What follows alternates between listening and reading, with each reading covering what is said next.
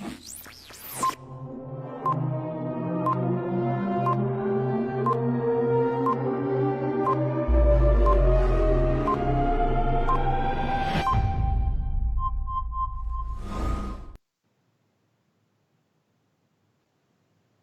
সন্ধ্যা সবাইকে।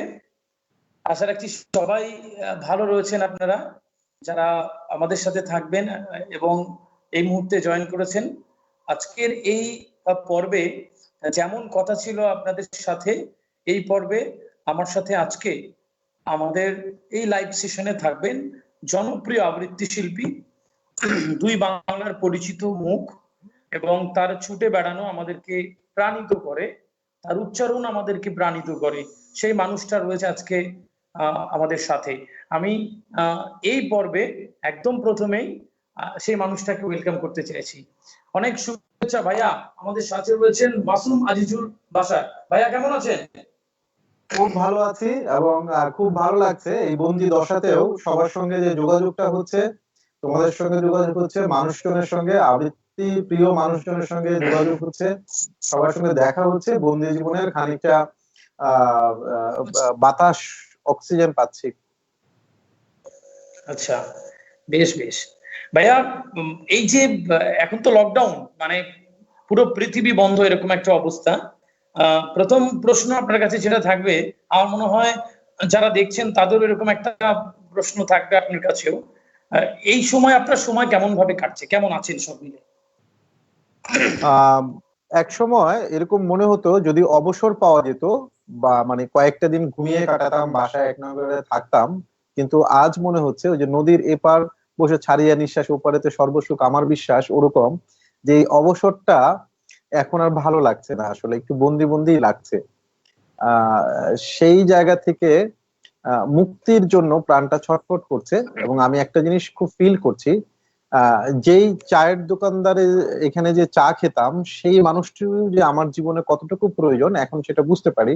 যেই অপ্রিয় মানুষের সাথে প্রায়ই দেখা হতো, কিন্তু হয়তো ওই মানুষটা আমার যথেষ্ট প্রিয় না, কিন্তু তার সঙ্গেও যে দেখা হচ্ছে না, এই দেখা না হওয়ার যে একটা ক্রাইসিস মনের মধ্যে, ক্ষুধা, আসলে আমি এই জিনিসটা অনুধাবন করতে পারছি যে মানুষই হচ্ছে, অন্য মানুষের সাহচর্যই হচ্ছে বেঁচে থাকার সুখ। আমার কাছে এটা মনে হয়, কারণ এখন সবকিছু আছে, প্রচুর খাবার দাবার, এভরিথিং, বাসস্থান সবই তো আছে, কিন্তু মানুষের সঙ্গে দেখা হচ্ছে না, সেটি খুব বন্দি দশা মনে হচ্ছে। সেটি কেটে যাক, সেটি খুব আশা করি।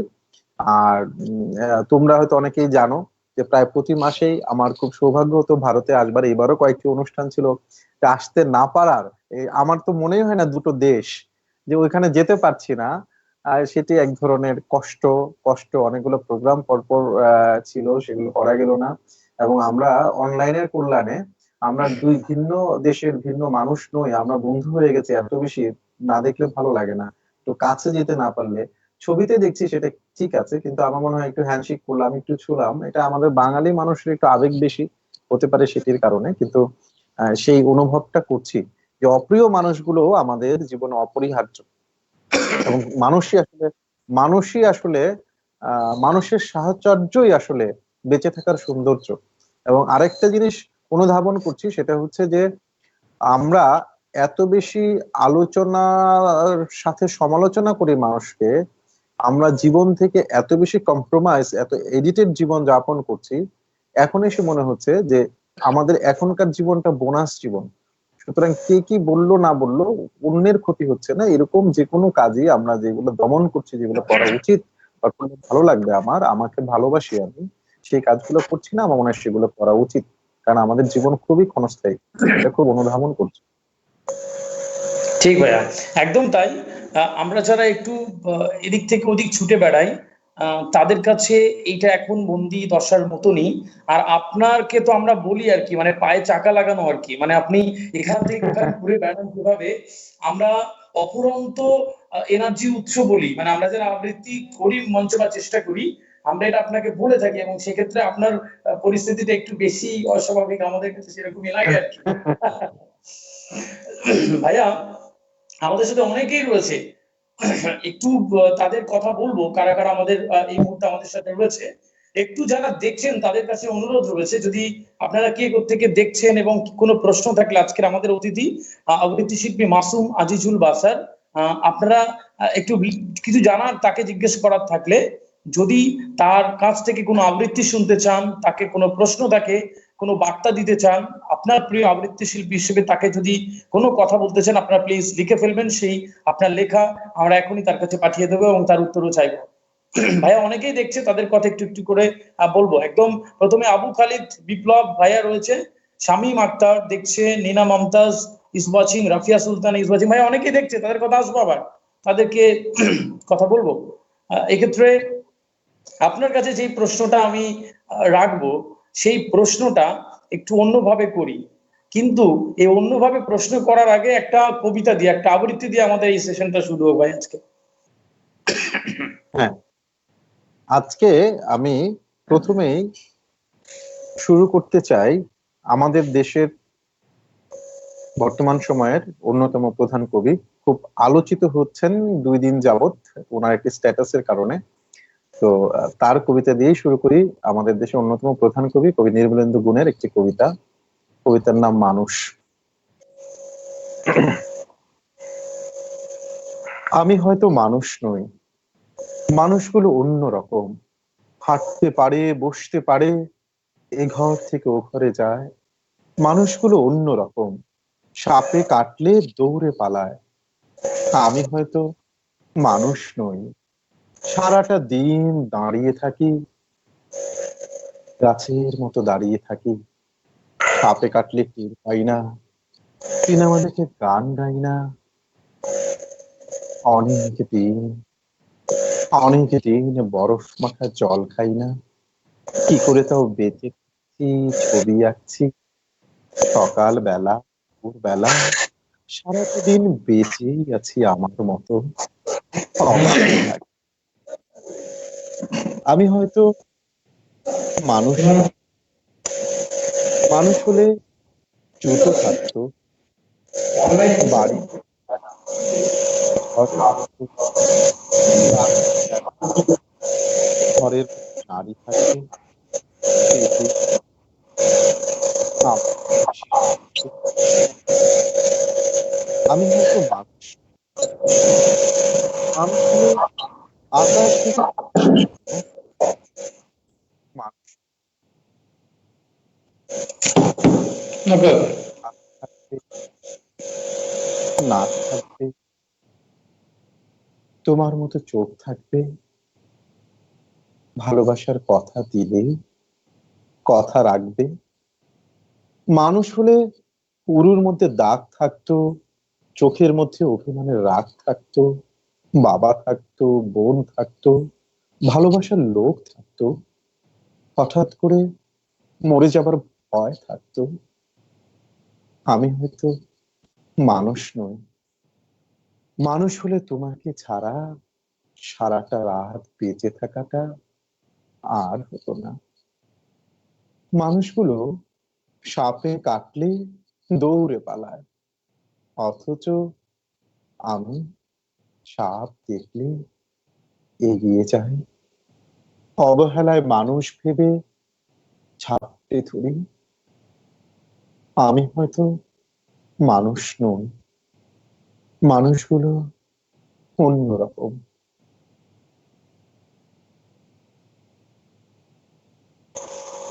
বাহ, খুব সুন্দর একটা নিবেদন প্রথমেই আমরা শুনলাম ভাইয়া। অসম্ভব ভালো লাগলো। এভাবে মানুষ মানুষে মিশে, আমরা মানুষে মানুষে থাকি। আবার নতুন করে আবার আমরা আমরাতে ফিরবো, যে কথা বেশ কয়েকবার বলেছি, এবারও তাই। আমরা সেইটুকু সময়ের প্রত্যাশায় ওই মানুষে মানুষে মিশে আমরা মানুষে মিশে যাবো আরো কিছুদিন পরে, সেই প্রত্যাশা রয়েছে। ভাইয়া, সুন্দর একটি নিবেদন প্রথমেই আমরা শুনলাম। মঞ্চ কাঁপিয়ে বেড়ান, এ মঞ্চ থেকে সে মঞ্চে যান। এই যে এই লাইভ সেশন গুলো সেই খিদে কি মেটাতে পারছে, নাকি মনে হয় যে ওই ফিলিংটা তো আলাদা? কি মনে হচ্ছে? না না, এইটা এইটা সেই খিদে মেটাতে পারছে না এজন্য যে, হ্যাঁ, খানিকটা খানিকটা ইয়ে হচ্ছে যে তোমাকে দেখছি বা আমাদের মানুষগুলোর সঙ্গে যোগাযোগ হচ্ছে, এটা খানিকটা হচ্ছে মানে দুধের স্বাদ ঘোলে মেটানোর মতো। কারণ মানুষ হচ্ছে এত চরম সত্য যে তোমার সামনাসামনি থাকবার যে ফিলিংসটা, দেখবার যে আনন্দটা, সুখটা, এটা এখন খুব করে টের পাচ্ছি। যে আমি অনলাইনে সবাইকে দেখতে পাচ্ছি, কিন্তু কাছে আসবার, মানুষের সাথে মানুষের ছোঁয়া, এটা যে একটা কি বড় অবদান। এবং এই জন্যই ভালোবাসা এবং মায়া মমতা গুলা কিন্তু এই জন্যই হয় যে আমরা যে হ্যান্ডশেক করি অথবা বুকে বুকটা মিলাই, এটার না অনেক প্রয়োজন আছে।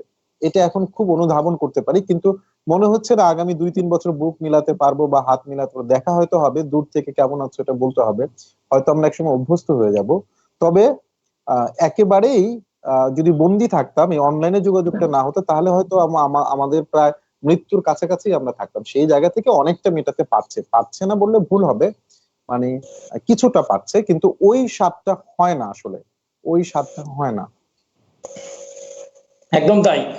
সরাসরি ছুঁয়ে দেখার যে আনন্দ, সরাসরি নিজেদেরকে একসাথে থাকবার যে আনন্দ, সেই আনন্দ থেকে আমরা বঞ্চিত। তবে নিশ্চয়ই আমরা যে সমস্ত বিধিনিষেধ পালন করার মতন আমরা পালন করব, এবং অবশ্যই এই সময় থেকে আবার বেরিয়ে একটা ভালো সময় আমরা নিশ্চয়ই যাব।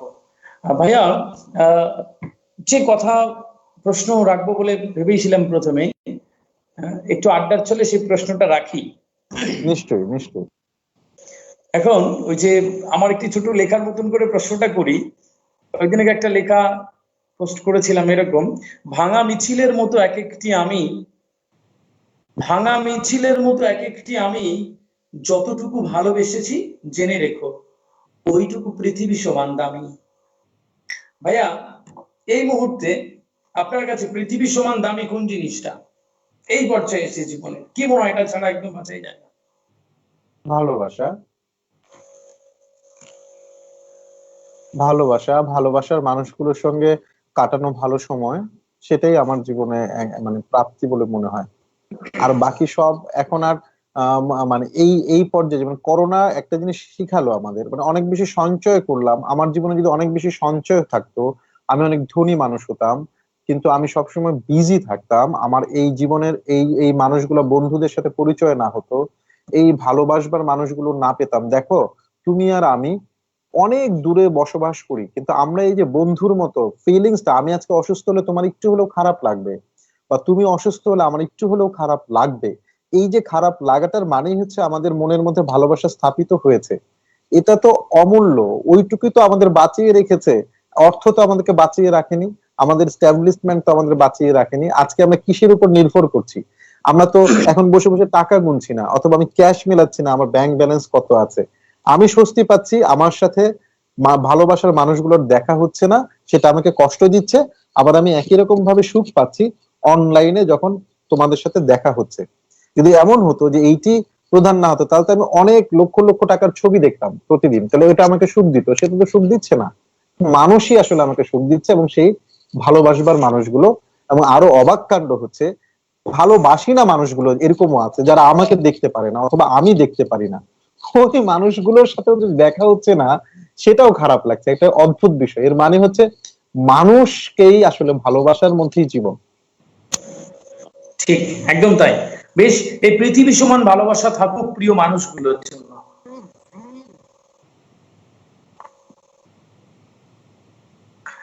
ভাইয়া, আপনি তরুণদের নিয়ে কাজ করেন। আপনার যদি আমরা আপনার ক্যারিয়ার গ্রাফি দেখি, তরুণদের সাথে কাজ করতে আপনি পছন্দ করেন, তরুণদেরকে আপনি অনেক উৎসাহ দেন। সেটা আপনার কথাতে, আপনার বলাতে, আপনার কাজেতে আমরা বহুবার দেখেছি। ভাইয়া, যে প্রশ্নটা আপনার কাছে রাখবো, এই যে অভিজ্ঞ মানুষদের নিয়ে কাজ করার তো অনেক সুবিধে, তাদের নিয়ে প্রোডাকশন করা, তাদের নিয়ে দল করা, কিন্তু একদম তরুণ এই প্রজন্মের একদম উৎসাহী ছেলে মেয়েগুলো আপনার আশেপাশে থাকে। শুক্রবার সকাল হলে আমরা অপেক্ষায় থেকে কিছুক্ষণ পরে মাসুম ভাইয়ের ফেসবুক বলে কিছু তারুণ্যের ছবি থাকবে তার সাথে। এটা আমরা অভ্যস্ত।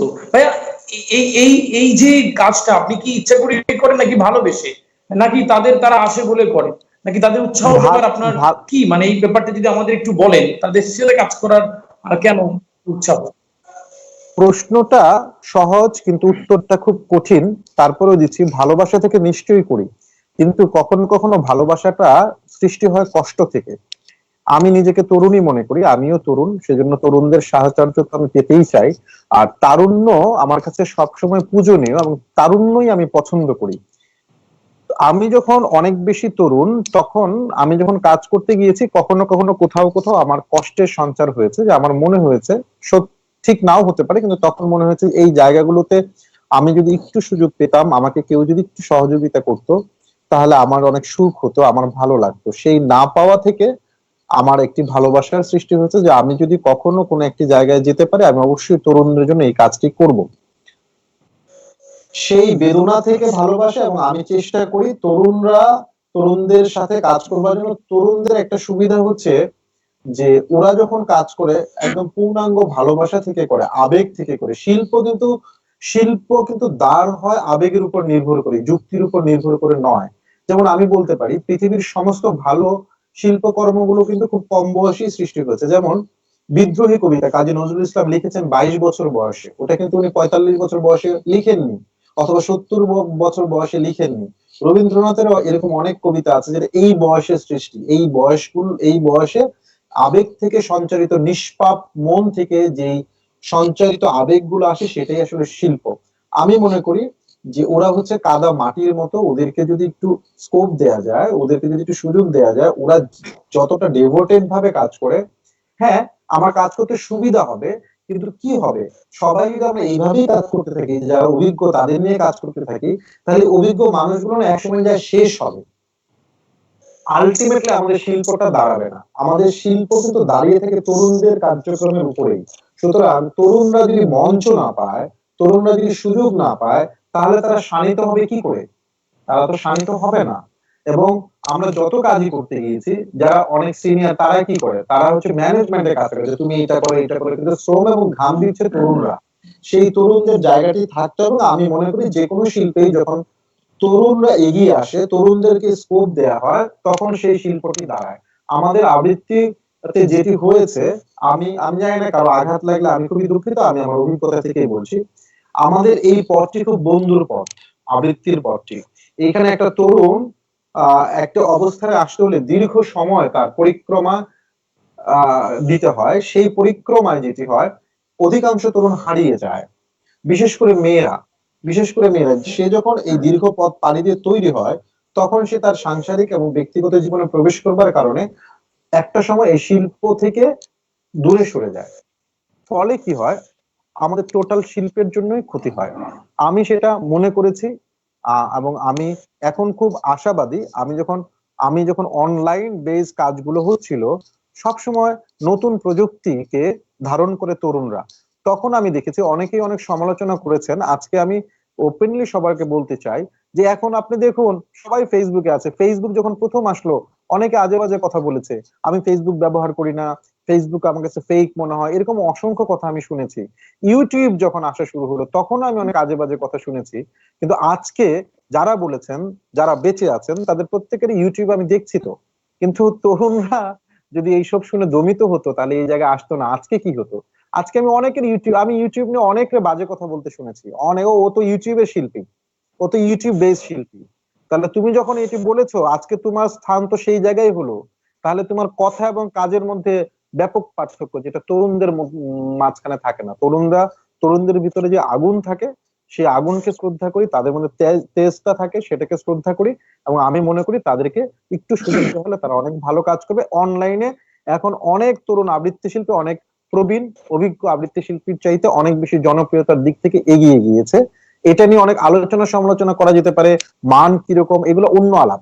আমি জাস্ট একটা বিষয় নিয়ে কথা বলছি, জনপ্রিয়তার দিক নিয়ে কথা বলছি। এবং আমি মনে করি তরুণরা হচ্ছে একটা পেভমেন্টের মতো। আপনি যদি পেভমেন্টটা তৈরি না করেন, আপনি দাঁড়াবেন কোত্থেকে? কোথায় দাঁড়াবেন? একসময় আপনি নাই হয়ে যাবেন। আর কেউ কারো অংশটা নিতে পারে না। আপনার যা যা প্রাপ্য আপনি পাবেন। আপনি যদি অন্যকে সহযোগিতা করেন, সেটা আপনার জীবনে অ্যাড হবে এসে। আর তরুণদের অনেক এক্সপেরিমেন্টাল কাজ করা যায়। ফলে হয় কি, আমি আমার ভাবনাটা প্রয়োগ করতে পারি, কিন্তু আমি অভিজ্ঞ একজন মানুষকে যখন বলতে যাই, সে তখন তার ভাবনাগুলো ইম্পোজ করে আমার ভাবনাটাকে তখন কলাপস করার চেষ্টা করে। তখন সৃষ্টি হয় না। মানে উনি যা শিখেছেন, উনার ভাবনাটাই এখানে এসে যুক্ত হয়, তাহলে তো নতুন কিছু সৃষ্টি হবে না। এই হচ্ছে আমার তরুণদের নিয়ে কথা। এবং আমি সব সময় তরুণদের নিয়ে কাজ করার চেষ্টা করি। আপনি দেখবেন, আমি যখন বড় বড় অনুষ্ঠানগুলো করি, সেখানে আদি তরুণ ভাইয়া তাকে আমি অনেক ভালোবাসি, কারণ সে তরুণ। আবেদের কাজের কথাই বলছি। আচ্ছা ভাইয়া, বেশ বেশ ভাইয়া, এটা একটা একদম সুন্দর কথা। আপনি তরুণ নিয়ে কাজ করেন, আমরা সবাই দেখি, এবং ফেসবুক বা সোশ্যাল মিডিয়ার দৌলতে এটা আমাদের কাছে খুব পরিচিত আপনার কাজকর্ম। এবং এই তারুণ্যে ভরপুর থাকুন আপনি, তারুণ্যের শক্তি আপনাকে আরো অনেক বড় সৃজনে নিয়ে যাবে বলে আমাদের প্রত্যাশা। ভাই, এটা তারুণ্যে ভরপুর একটা কবিতা হয়ে যায়। যারা দেখছেন এই মুহূর্তে, অনেকেই দেখছেন একটু, রাজিয়া মুক্তা ইজ ওয়াচিং, নাসরিন বেনু দেখছেন, বেশ সুন্দর সুন্দর কমেন্ট লিখেছেন। আম্মু দেখছেন, পায়েল স্টুডেন্ট লিখেছে, আমি আপনার স্টুডেন্ট দেখছি, অনেকেই দেখছে, তাদের কথা জানাবো। কোনো প্রশ্ন থাকলে আপনারা লিখতে পারেন। মাসুম আজিজুল বাসার, বাংলাদেশের এই মুহূর্তে জনপ্রিয় আবৃত্তি শিল্পী, তার কাছে যদি কিছু জানার থাকে আপনারা লিখতে পারেন, তার কাছে সে বার্তা এখনই পৌঁছে যাবে। ভাই, একটা তারুণ্যে ভরপুর কবিতা হোক, তারপর আড্ডা দেয় কই। সৈয়দ শামসুল হকের একটি বিখ্যাত কাব্যগ্রন্থ পরাণের গহীন ভিতর, সেখান থেকে 1 নাম্বার ছত্রটি পড়ছি। ওনার অনেকগুলা ছত্র আছে, তার মধ্যে 1 নাম্বার ছত্রটি আমি পড়ছি।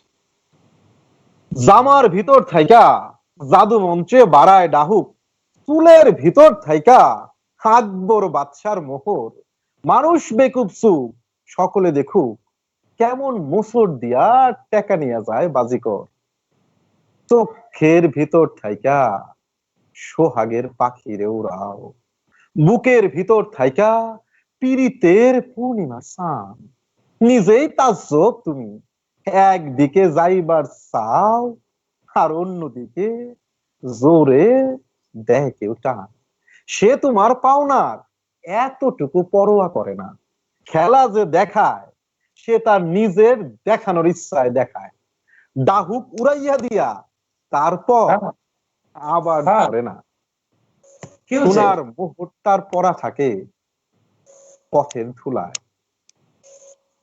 তার একুই বড় বাজিকর, যে তার রুমাল নাড়ে পরাণে গহীন ভিতর। বাহ, দারুণ সুন্দর শুদ্ধ উচ্চারণে আরেকটি দারুণ কবিতা ভাইয়া থেকে। আহ, অসাধারণ ভাইয়া। এরকম অনেক সুন্দর সুন্দর কবিতা আমরা আরো কিছুটা পাবো বলে আমাদের প্রত্যাশা। ভাইয়া, এই মুহূর্তে যদি আমি হাসান আরেফ ভাই, আমার আগের এপিসোডে যিনি ছিলেন, হাসান আরেফ ভাইকে প্রশ্ন করেছিলাম, যদি এই মুহূর্তের তিনজন তরুণ, একদম তরুণ, এই প্রজন্মের আবৃত্তি শিল্পীকে যদি আপনি ধরেন, আমি আপনার থেকে আর একটু ছোট যান আর কি, তাদের কথায় আসছে, যদি তিনজন তরুণ আবৃত্তি শিল্পীর কথা বলতে, আপনি কাদের কথা বলতেন? আমি কিছুই বলবো না, এটা খুবই কঠিন প্রশ্ন। এটা খুব কঠিন প্রশ্ন, এই প্রশ্নটির উত্তর আমার মানে জানা নেই আর কি। আমি 1 2 3 পড়িনি। তারপরে আমরা মনে করি, আমার সাথে যারা দেখছেন, না আমার মনে হয় তারা আমার সাথে একমত হবেন, মাসুম ভাই প্রশ্নটা উত্তর দিতে পারে এবং চাইছি। না না, আমি এই প্রশ্নটির উত্তর দিতে চাই না, বা এই প্রশ্নটির উত্তর দেওয়া ঠিক হবে না, এরকম 1 2 3 মার্কিং করতে চাই না। তবে এখন 1 2 3 মার্কিং করা অনেক সহজ। সহজ হচ্ছে যে আমি অত জ্ঞান গর্ভ জায়গায় বা সূক্ষ্ম জায়গায় যেতে চাই না। সেটা হচ্ছে এখন অনলাইনে এত বেশি কবিতা আসে, তাদের ভিউয়ার্স দেখলেই বোঝা যাবে। হ্যাঁ, সেখান থেকেই কিন্তু নেওয়া যায় যে আসলে কে কতটুকু হচ্ছে। এইটাই হচ্ছে, কাউকে দোষ, আমি যদি এখন 3 জনের নাম বলি, বাকি যে শত শত ছেলে মেয়েরা আছে, মানে আমাদের একটা প্রবলেম হচ্ছে কি, যে আমার যে এটা হচ্ছে না বা আমি কি ওর চেয়ে কম, মানে এই যে একটা ভাবনা, আমি নিশ্চয়ই 3 জনের নাম বলে 30 জন মানুষকে খেপাতে চাই না, সেজন্যই বলছি না। আর যেটা হচ্ছে যে এটা এখন খুব সহজ, আপনি অনলাইনে দেখুন, এখন সবাই অনলাইনে কাজ করছে, কার ভিউয়ার কত সেগুলো দেখলে কিন্তু মানে একটা ধারণা পাওয়া যায়। এটা নিয়ে অনেক ধরনের আলোচনা হতে পারে, তাহলে কি ভিউয়ারই সব, মান বলে কোনো কথা নাই, এই ধরনের অনেক অনেক তাত্ত্বিক আলোচনা করা সম্ভব। কিন্তু আমি মোটা দাগে যদি বলতে চাই, তাহলে সেই ভিউয়ার দেখে বোঝা যাবে। যেমন আমি নাম বলতে চাই না, একটি ছেলে আমার সংগঠনের, এখন আমার সংগঠন ওইভাবে সে কাজ করে না, কিন্তু ও প্রচুর ভিউয়ার আমি ওকে দেখছি, আমার চেয়েও বেশি ভিউয়ার তার। সুতরাং আমার এটা বলতে কোনো অসুবিধা নাই। হ্যাঁ, আমি তার নাম বলছি না, কিন্তু ছেলেটি সাংগঠনিক চর্চা করতে পারছে না। আমার সংগঠনের ছেলেটি তার জীবিকার প্রয়োজনে সে একটি গার্মেন্টসে আছে, সেখান থেকে আসা সম্ভব না, কিন্তু ছেলেটি প্রতিনিয়ত নতুন নতুন কবিতা আপলোড করছে। আমি বলছি না সবগুলো কাজে খুব ভালো হচ্ছে, কিন্তু তার অনেক কাজ ভালো হচ্ছে, অনেক ভিউয়ার।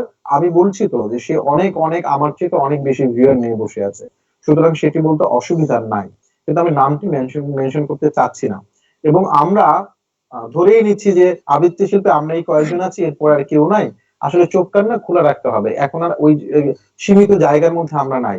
আপনি যে জায়গাটা আবৃত্তি করছেন, ওরা সবাই আপনাকে ভালো বলছে মানে আপনি ভালো হয়ে গেলেন, বিষয়টা এই জায়গায় নয়। আপনি যেখানে আবৃত্তি করছেন, আপনার আবৃত্তি শুনছে সেই ত্রিপুরা থেকে, আপনার আবৃত্তি শুনছে সেই মুর্শিদাবাদ থেকে, আপনার আবৃত্তি শুনছে আসাম থেকে। সুতরাং আপনি যে এলাকায় বড় হয়েছেন, আপনি যাদের পাশে থাকছেন ওরা আপনাকে বলে খুব ভালো হয়েছে, ওয়েল ডান, খুব ভালো করেছো। সুতরাং এগুলো মাথা থেকে ফেলে দিতে হবে। ও বলবে, আপনার ভাই আপনাকে ভালো বলবে, আপনার গ্রুপের ছেলেটি আপনাকে ভালো বলবে। এই ভালোগুলা ফেলে দিয়ে বাইরের মানুষ কতটুকু ভালো বলছে আপনি সেটা দেখুন। সেটাই আসলে আপনি শিল্পী হিসেবে আপনার জাজমেন্টের জায়গা। হুম। খুব সুন্দর করে বোঝালেন ভাইয়া, এবং আমাকে আপনি বুঝিয়ে ফেলেছেন যে আপনি তিনজন আবৃত্তি শিল্পীর নাম বলবেন না, কিন্তু সুন্দর করে বোঝালেন যে কিছু মানুষ ভালো কাজ করছে ভাইয়া।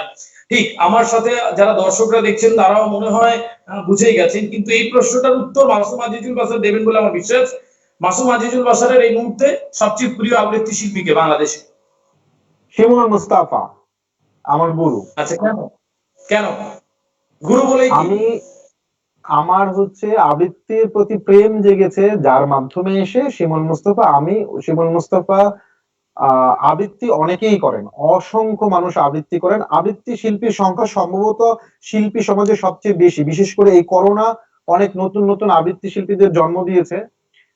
প্রতিদিন ফেসবুকে বা ইসে যেই পরিমাণ দেখছি, কিন্তু কিছু মানুষ আছে যাদের আবৃত্তি শুনলে চোখ বন্ধ করে শোনা যায়। যে আরেকটি কথা সবসময় বলে যে আবৃত্তির ভিতরে ঢুকতে হবে। এই ভিতরে কিভাবে ঢুকতে হবে সবাই এটা বলে, কিন্তু অধিকাংশ মানুষই ঢুকতে আর পারছে না। হ্যাঁ, সুন্দর করছে, কিছু মানুষের আবৃত্তি আমাকে নাড়িয়ে দেয়। আমার যদি জন্ম বলি, আবৃত্তি শিল্পী হিসেবে জন্ম যিনি দান করেছেন তার আবৃত্তি শুনে আমি মুগ্ধ হয়েছি। এবং আপনি অবাক হবেন, এই বয়সে এসে এখনো শিমুল মুস্তাফার যেই পরিমাণ আপনি জনপ্রিয়তা বলেন, ইভেন আপনার ফেসবুকে ভিউয়ার দেখেন, হ্যাঁ, তাকে নিয়ে অনেক অনেক সমালোচনা করে, অনেক আজে বাজে কথা বলে, আমার কানেও আসে, আমি শুনি। এখন এগুলো মানুষ বলবেই, উনার অনেক সমালোচনা থাকতে পারে, কিন্তু শিল্পী হিসাবে উনি এমন একটি জায়গায়, উনি যদি কালকে থেকে আবৃত্তি করা বন্ধ করে দেন, তাহলে শিমুল মুস্তাফার প্যারালালি আর কারো যাওয়ার কোনো সম্ভাবনা নেই বলে আমি মনে করি। এবং তার আবৃত্তিতে আমি মুগ্ধ হই আমার কাছে এখন এই মুহূর্তে। আর আরেকজন সিনিয়র, আরো যদি সিনিয়র আমি বলি, জয়ন্ত চট্টোপাধ্যায়। আমি তাকে আবৃত্তির ঈশ্বর বলি। আমি তাকে আবৃত্তির ঈশ্বর বলি। মেল ভয়েসে এই দুই, এই উপমহাদেশে মেল ভয়েসে আমার কাছে যদি বলেন প্রবীণ আবৃত্তি শিল্পীদের মধ্যে কে, আমার কাছে জয়ন্ত চট্টোপাধ্যায় শ্রেষ্ঠ। বেশ, একদম তাই। দুজনেই তো এই উপমহাদেশের, আমরা ছাড়া অনেক কিংবদন্তি শিল্পীর সাথে এই দুজনের নাম উচ্চারণ হবে, সেটা নিঃসন্দেহ। একদম ভাইয়া, আর কিছু প্রশ্ন আমার পাড়ারে রয়েছে, আমার ঝুলিতে রয়েছে, সেই প্রশ্নগুলো করবো, কিন্তু তার আগে ওই যে কথায় কথায় হলো না যে কথা বলা, এবার হোক সে কথা বলা, একটা কবিতা হবে। কবিতাকে ছোট কবিতা বলবো না বড় কবিতা বলবো? বলো। বেশ, একটা ছোট কবিতা হোক। হাত বাড়িয়ে ছুঁই না তোকে, মন বাড়িয়ে ছুঁই, দুইকে আমি এক করি না, এককে করি দুই। হেমের মাঝে শুই না যবে, প্রেমের মাঝে শুই, তুই কেমন করে যাবি, পা বাড়ালে পায়ের ছায়া, আমাকে তুই পাবি। তবু তুই বলিস যদি যাই, দেখবি তোর সম্মুখে পথ নাই, তখন আমি একটু ছোবো, হাত বাড়িয়ে জড়াবো তোর রাঙা দুটি পায়, তুই উঠবি আমার নাই, আমার বৈতরণের নাই, নাইয়ের মাঝে বসবো বটে, না এর মাঝে শোবো, হাত দিয়ে তো ছোবো না মুখ, দুঃখ দিয়ে ছোবো। এটাও কবি নিবেদিত গুণের কবিতা, যাতায়াত। খুব সুন্দর, যেমন লেখা তেমনি উচ্চারণ। আর অবশ্যই এখন হাত বাড়িয়ে না ছুঁই, আমরা মন বাড়িয়ে ছুঁই। যারা এই মুহূর্তে আমার দর্শকরা রয়েছেন সবার কাছে অনুরোধ, বি পজিটিভ, সবাই একটু সচেতন থাকি। আর এই যে আক্রান্ত, লকডাউন, মৃত্যু, এই যে ভাইরাস করোনা শুনতে শুনতে আমরা বড্ড ক্লান্ত হয়ে গেছি। এখন একটু ভালো থাকি সবাই মিলে, এরকম ভাবে আমরা যারা চেষ্টা করছি একটু একটু করে ভালো থাকবার, আমরা যারা এই আবৃত্তি শিল্পের সাথে রয়েছি, কবিতার সাথে রয়েছে, আমার মনে হয় যার যার জায়গা থেকে একটু একটু ছোট্ট ছোট্ট প্রচেষ্টার সাথে আমরা আমাদের কিছুটা মানুষকে ভালো রাখতে পারি, এবং তার দায়বদ্ধতা আমাদের রয়েছে শিল্পী হিসেবেও। তাই জন্যে আজকের এই ছোট ছোট লাইভ সেশন করে সবার কাছে একটু করে পৌঁছানোর চেষ্টা, একটু ভালো থাকবার চেষ্টা। আমরা সত্যি সত্যি খুব খুব একটি খারাপ সময়ে অবস্থান করছি, এবং আমরা বিশ্বাস করি এই খারাপ সময় বেশি দিন থাকবে না। এই খারাপ সময়ের পরে আমরা একটি ভালো সময়ে আসবো। তবু এর মধ্যে সবাই মিলে ভালো থাকি। আপনাকে অবশ্যই মনে রাখতে হবে, দেখুন পৃথিবীর 750 কোটির বেশি মানুষ, 195টার বেশি উল্লেখযোগ্য দেশ এবং 300 মতন দেশ, প্রায় এত মানুষ, এত কিছু চারিদিকে, এত শিল্প, এত কিছু, সবকিছু আবার একটি সুন্দর জায়গাতে যাবে বলে আমাদের বিশ্বাস। শুধু সেই বিশ্বাস আর অঙ্গীকারটা থাকুক, বিশ্বাস থাকুক বুকের ভিতর, প্রত্যয় অনুভবে, স্বপ্ন জয়ের যুদ্ধে জয়ী তুমি হবে। জয়ী হতেই হবে, আর জয়ী হওয়ার মতন ক্ষমতাও আমরা রাখি। নাকি ভাই, আপনি কি বলেন? আমি একটু বলবো, সেটা হচ্ছে এই করোনায় সবার প্রতি আমার বিনীত অনুরোধ রইল, সেটা হচ্ছে চলুন আজকে থেকে আমরা শপথ নেই যে অপ্রয়োজনীয় সমালোচনা থেকে বেরিয়ে আসি। যে যেটা করছে যদি কারো কোনো ক্ষতি না করুক না, সে যদি ভালো থাকে থাকুক না। আপনার যদি ভালো না লাগে আপনি ওখানে যাবেন না, কিন্তু তাকে ওই কাজটি করতে দেন, তাকে না ভালোভাবে বাঁচতে দিন, তার জীবনটা সুখের হতে দিন। জীবন দেখুন, আজকে আমার থাকবার কথা শিলিগুড়িতে, আমি ভেবেছিলাম আমি একটু দার্জিলিং ঘুরে আসবো, হলো না যাওয়া। হ্যাঁ, জীবন না এরকম সংক্ষিপ্ত। ওই মানুষটি ওইভাবে ভেবে তার জীবনের যে সমস্যা সেটি কিন্তু আমি আপনি জানি না, মানুষ তার সমস্যার কথা সবটুকু বলে না। সুতরাং ওই মানুষটুকু যেভাবে বাঁচতে চাচ্ছেন, ধরুন সে কবিতা আবৃত্তি ভালো করছে না, কিন্তু সে অনলাইনে করে যাচ্ছে, করে আপনার ভালো না লাগে স্ক্রল করে এগিয়ে যান, তাকে করতে দেন। তাকে যদি একটা বাজে কথা বলেন, কোনো প্রয়োজন নেই তো। আপনি আপনার মতো বাঁচুন, তাকে তার মতো বাঁচতে দিন। প্রত্যেকেই আপনার মতো হবে না, প্রত্যেকেই ভালো মানুষ হয়ে যাবে না। পৃথিবীতে এমন কোনোদিন হবে না যে আদি যেটা বলো 750 কোটি মানুষ ভালো হয়ে যাবে না, 750 কোটি মানুষ ধার্মিক হয়ে যাবে না, 750 কোটি মানুষ শিল্পী হয়ে যাবে না। এক একজন একটা ভিন্ন ভিন্ন মানুষ হবে। কিছু ভালো মানুষ থাকবে, কিছু খারাপ মানুষ থাকবে, কিছু সমালোচক থাকবে। চলুন আজকে থেকে এই করোনার শপথ নেই, আমরা আরেকজনের আননেসেসারি অপ্রয়োজনীয় সমালোচনা করার প্রয়োজন নেই। ওকে আমার ভালো লাগছে না, আমি ওর কাছে যাব না, কিন্তু তুমি ভালো নও এই কথাটা বলে তার জীবন থেকে 1 মিনিট বা 30 সেকেন্ডের শান্তি কেড়ে নেওয়ার অধিকার আপনার নেই। একদম ভাইয়া, একটি কথা রয়েছে খুব সুন্দর, যে আপনার পিছু লেগে থাকবে সে আপনার পিছনেই থাকবে, সে কিন্তু আপনার সামনে যেতে পারবে না। সুতরাং যারা পেছনে লেগে থাকবে তারা পেছনে থাকুক, আমরা যেন আগে বারবার আগে যাই। যারা দেখছেন আমার মনে হয় সাথে সহমত হবে, আপনার কাজের সাথে আপনি এগিয়ে চলুন, নিশ্চয়ই সেই প্রত্যাশার পারদ ছোঁয়ার মতন ক্ষমতা আমাদের রয়েছে, আমরা সেই জায়গাতে যাব। যারা পেছনে লাগবার তারা প্লিজ পেছনে থাকবেন। ভাইয়া, ভাইয়া যে প্রশ্নটা এবার রাখবো, পৃথিবীর যে 186টি দেশে বাংলা ভাষার চর্চা হয়, তারা তাদের দৈনন্দিন জীবনে যে ভাষাতেই কথা বলুন না কেন, তাদের মনের কথা তারা বাংলাতে বলে, তাদের চিন্তা ভাবনা তারা বাংলাতে শেয়ার করে, এবং তারা কিন্তু বাংলাই বাঁচে। তো এই যে একটা বিরাট ক্ষেত্র জুড়ে বাংলা ভাষার এত প্রসার, প্রতিদিন এত মানুষ বাংলা ভাষায় কথা বলেন, বাংলা ভাষা নিয়ে চর্চা করেন, বাংলা ভাষার সাথে বাঁচেন। আমার প্রশ্ন ভাইয়া, এই যে এই 186 দেশের মানুষের প্রায় প্রতিটা দেশেই যারা রয়েছেন, তারা কোথাও না কোথাও লেখার সাথে ভীষণভাবে জড়িত। তারা লেখালেখি করে, তারা আবৃত্তি করে। আমার প্রশ্ন আপনার কাছে, যারা আবৃত্তি করে, আপনি আবৃত্তিকার হিসেবে, কিন্তু কোনো গুরু নেই, কিন্তু আবৃত্তি তারা করে নিজের ভালো লাগা থেকে, শখ থেকে, বা যারা আমার দর্শক এখন দেখছেন যে আমি আবৃত্তি করতে চাই, আমার ভালো লাগে, কিন্তু আমার কোনো গুরু নেই, আমার সময় নেই যাওয়ার, তাদের প্রতি আপনি কি টিপস দেবেন বা কি পরামর্শ তাদের থাকবে তাদের কবিতা পড়বার জন্য? আবৃত্তির ক্ষেত্রে অধিকাংশ মানুষের গুরু থাকে না। আবৃত্তি শিল্পটা যেভাবে প্রসারিত হয়ে আসছে, এর যে গোড়াপত্তন যেভাবে ঘটেছে, অধিকাংশ মানুষের আবৃত্তি গুরু ছিল না একসময়। এখন স্কুল হয়েছে, বিভিন্ন মানুষ আবৃত্তি শিখাচ্ছে। আমি খুব সৌভাগ্যবান, যে আমার গুরু বাংলাদেশের জনপ্রিয় আবৃত্তি শিল্পী শিমুল মুস্তফা। আই ফিল প্রাউড যে তার নামটা বলতে পারি। কিন্তু ধরুন শিমুল মুস্তফারও কিন্তু এরকম ভাবে গুরু ছিলেন না, হ্যাঁ, অথবা আমি আরো এরকম অনেকের নাম বলতে পারি। তো আবৃত্তি শিল্পটা যখন প্রসারের দিকে যাচ্ছিল তখন ওরকম গুরু এটা ছিল না, অত গুরু ছিল না, সবাই গুরু পায়নি। সুতরাং আপনার যখন গুরু নেই, পৃথিবীব্যাপী এত আবৃত্তি হচ্ছে, এত গুরু গুরু মানুষ আবৃত্তি করে গেছেন, তাদেরটা শুনুন, কান তৈরি করুন। মগজে আপনি একসময় যখন ঢুকে যাবে ওইটাই আপনার লেসেন। আপনি তো আরো ভালো, আপনার গুরুর সংখ্যা অনেক, আমার তো গুরু একজন, সুতরাং আমি যখন শিখেছি সেটা প্রভাব আমাকে খানিকটা প্রভাবিত করে। তা আপনাকে তো প্রভাবিত করবে না, আপনি আরো ভালো জায়গায় আছেন, আপনি সবারটা শুনুন।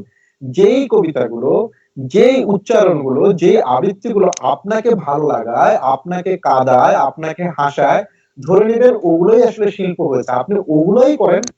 দেখুন ওনারা কিভাবে করেছেন। এখন উনার অভিব্যক্তি আর আপনার অভিব্যক্তি সেম সেম না। ওই শব্দটুনি যেই জায়গা থেকে করেছেন, আপনি আপনার এক্সপ্রেশনটা কিভাবে হবে সেভাবে করেন। যেমন আমি কথা বলছি, আমি জানি না অনলাইনে এটা উচিত নয়, তারপরে হাত বেশি নাড়াচ্ছি, কারণ এটা আমার স্টাইল। আদি কিন্তু তা করছে না। হ্যাঁ, আপনার যেটা যেটা ভালো লাগবে না আপনি করবেন না, যার যার নিজস্ব স্টাইলে থাকবে। কিন্তু আপনি আবৃত্তি শুনুন, আবৃত্তি শোনার কোনো বিকল্প নেই, প্রচুর শুনতে হবে, প্রচুর শুনতে হবে। আমরা শুনি না, ইভেন আমি অনুষ্ঠানে যেও দেখেছি অধিকাংশ মানুষ নিজের আবৃত্তিটা শেষ করেই চলে যায়। আর আরেকটা জিনিস হয়েছে, দেখুন আমি বলি, আমি কিছু জিনিস নিজে না করলে আমি অন্যদেরকে বলি না। আপনি, আমার এটা নিয়ে অনেক ধরনের ডিবেট হয়। যেমন আমি, আমার গুরু যখন আমাকে আবৃত্তি শিখিয়েছেন, আমাকে বারবার বলেছেন তুমি মুখস্থ করে আসো, তারপর আমি শিখাবো। এখন আমার মুখস্থ, আপনি দেখেন আজকে আমি কবিতা পড়ছি কিন্তু মুখস্থই পড়ছি। মানে উনি যে আমাকে তৈরি করে দিয়েছেন অনেকগুলো কবিতা ইনস্ট্যান্ট। যেমন আপনার কথা শুনে আমার একটা কবিতার কথা মনে হলো, এটার জন্য আমার বই দেখতে হবে না, কারণ আমার ভিতরে, আমাকে আপনি সামনে এরকম ডিস্টার্ব করতে থাকুন, আমার কোনো লাইন মিস হবে না, কারণ আমার ভিতরে ওটা ঢুকে গেছে। প্রচুর পড়তে হবে, কবিতাগুলো মুখস্থ করতে হবে, মুখস্থ করে রক্তের সঙ্গে মিশে যাবে। তখন হবে কি, যখন 20টা 15টা বা 30টা কবিতা আপনার ভিতরে থাকবে, আপনার রক্তের সঙ্গে মিশে যাবে, ওই কবিতাগুলাই আপনাকে, অন্য কবিতা যখন আবৃত্তি করবেন ওই কবিতাগুলাই আপনাকে বলে দিবে যে আসলে কোন জায়গাটা আপনি কিভাবে পড়া উচিত।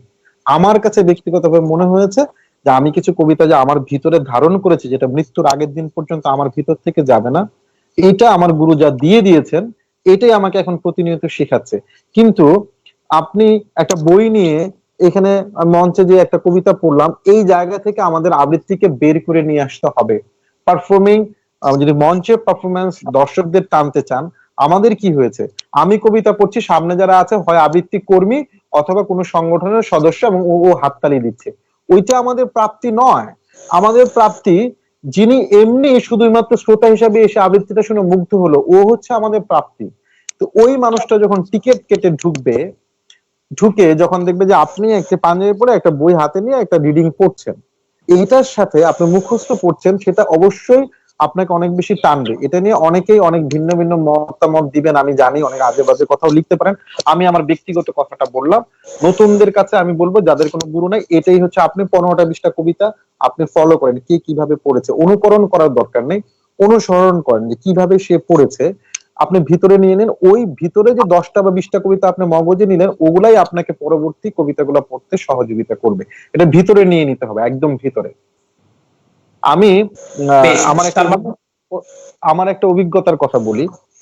দেখুন, ভারতে হয়তো বেশি হচ্ছে, কিন্তু বাংলাদেশ ভারত সব মিলেই, মানে এভারেজ আমরা যদি রবীন্দ্রসঙ্গীত বলি, আমরা আসলে 50 থেকে 60টা গান আমরা রবীন্দ্রনাথের শুনি।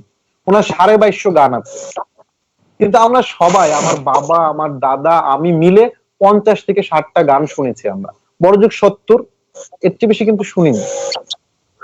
তো এর মানে কি, ওই গানগুলো জনপ্রিয় হয়েছে। এখন যারা এই বিষয়ে পড়ালেখা করছে তারা হয়তো অনেক গান জানেন।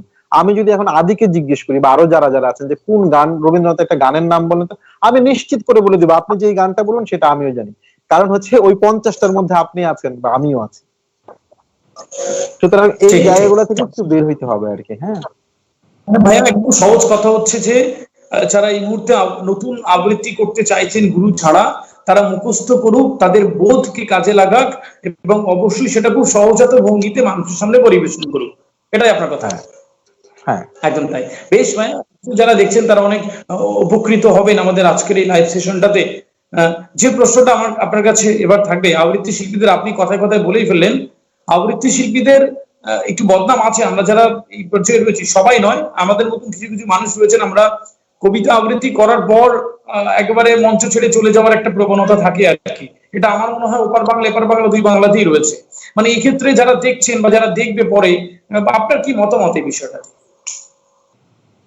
এই মতামতটা হচ্ছে যে, প্রথম হচ্ছে যে আমরা এই শিল্পটাকে এমন ভাবেই নিয়েছি যে আমি সবকিছুর ফাঁকে একটু গিয়ে আবৃত্তিটা করে আসলাম, এটি মানে অজস্র কাজের মাঝখানে এটি করলাম।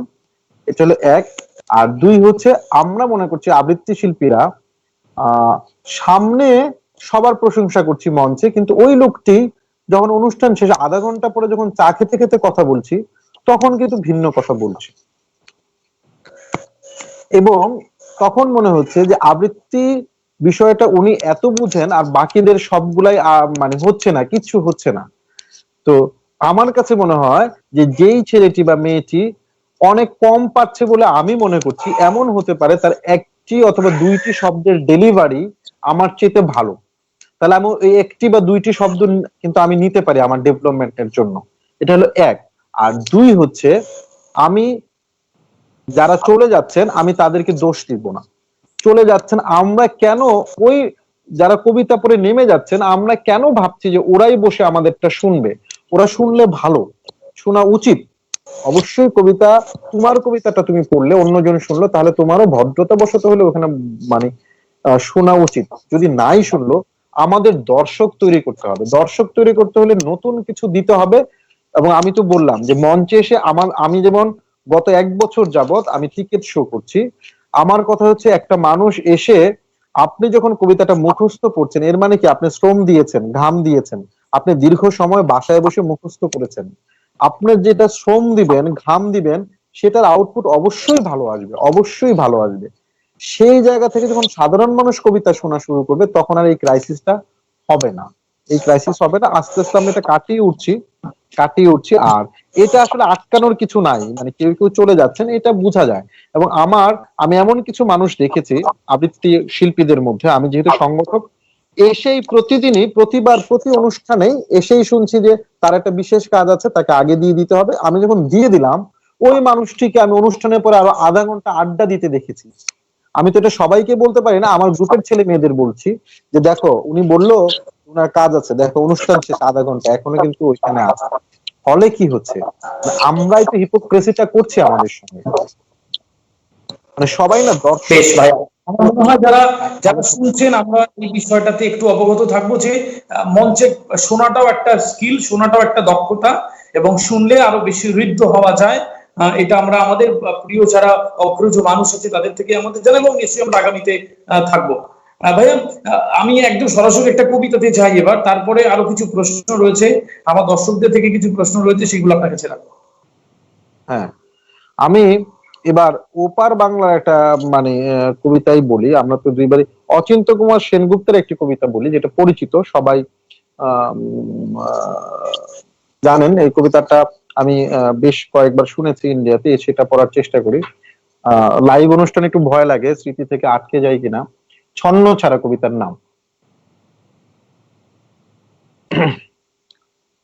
রাস্তার মোড়েই একটা গাছ দাঁড়িয়ে, গাছ নাকি গাছের প্রেতচ্ছায়া, আঁকা বাঁকা শুকনো কতগুলো কাঠের কঙ্কাল, শূন্যের দিকে এলো মেলো তুলে দেওয়া, রুক্ষ রুষ্ট রিক্ত জীর্ণ, লতা নেই পাতা নেই ছায়া নেই ছাল বাকল নেই, নেই কোথাও এক আঁচড় সবুজের সম্ভাবনা। ওই পথ দিয়ে জরুরি দরকারে যাচ্ছিলাম ট্যাক্সি করে। ড্রাইভার বললে, ওদিকে যাব না, দেখছেন না কটা বেকার ছোকরা রাস্তার মাঝখানে দাঁড়িয়ে আড্ডা দিচ্ছে, চোঙা প্যান্ট চোখো জুতো রুখা মেজাজ ঢোকা কপাল, ওখান দিয়ে গেলে গাড়ি থামিয়ে লিফট চাইবে, বললো হাওয়া খাওয়ান। কারা ওরা? চেনেন না ওদের? ওরা বিরাট এক নৈরাজ্যের এক নৈরাজ্যের বাসিন্দে। ওদের কিছু নেই, থিত নেই ভিত নেই রীতি নেই নীতি নেই আইন নেই কানুন নেই বিনয় নেই ভদ্রতা নেই শ্লীলতা শালীনতা নেই। ঘেসবেন না ওদের কাছে। কেন নেই? ওরা যে নৈরাজ্যের বাসিন্দে।